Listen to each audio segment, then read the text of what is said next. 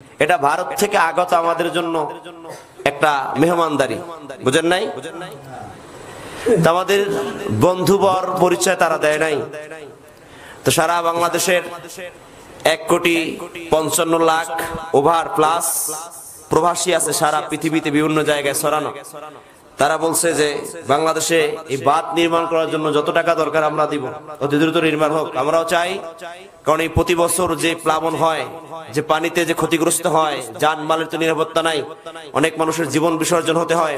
তারপরে যে অর্থনৈতিক যে সংকট এমনিতেই বাংলাদেশে আরো যে প্রভাব পড়তেছে, আল্লাহ এই সকল মুহূর্ত এবং সকল ষড়যন্ত্র ঝামেলা অন্য সংস্থা থেকে তাদের জন্য ত্রাণ দিচ্ছে।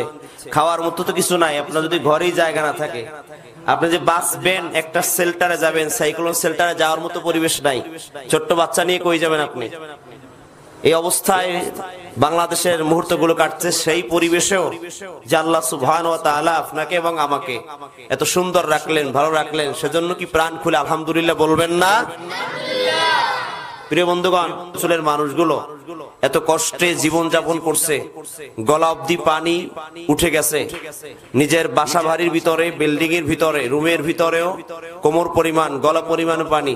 ছোট্ট একটা সন্তান, নবজাতক শিশু হয়তো 2-1 পা হাঁটা চলা করতে পারে, কিছু একটা টিলার উপর ওইটা হাত ছাড়ে দিয়ে কাউকে ডাকতেছে, তাকে কে বাঁচাইছেন? সেই পানির ভিতরে আপনি যদি দাঁড়ান, আপনি ডুবে যাবেন, আপনার মাথার উপরে পানি, সেখানে আল্লাহরে বাঁচায় রাখছে। পশুগুলো মানুষের চলে যাচ্ছে, পশু পাখি জন্য চিল্লাইতেছে মানুষ, আমার গরু চলে যায়, আমার মহিষ চলে যায়, কেউ ধরে রাখতে পারতেছে না। ঘর বাড়িতে কোনো তুলনাই নাই, বাড়ির ছাদের উপরে পানি, টিনের উপরে পানি উঠে গেছে। এটা ভারত থেকে আগত আমাদের জন্য একটা মেহমানদারি, বুঝেন নাই? আমাদের বন্ধুবর পরিচয় তারা দেয় নাই। তো সারা বাংলাদেশের 1,55,00,000 ওভার প্লাস প্রবাসী আছে সারা পৃথিবীতে বিভিন্ন জায়গায় ছড়ানো। তারা বলছে যে বাংলাদেশে এই বাঁধ নির্মাণ করার জন্য যত টাকা দরকার আমরা দিব, অতি দ্রুত নির্মাণ হোক। আমরাও চাই, কারণ এই প্রতি বছর যে প্লাবন হয়, যে পানিতে যে ক্ষতিগ্রস্ত হয়, যানমালের তো নিরাপত্তা নাই, অনেক মানুষের জীবন বিসর্জন হতে হয়।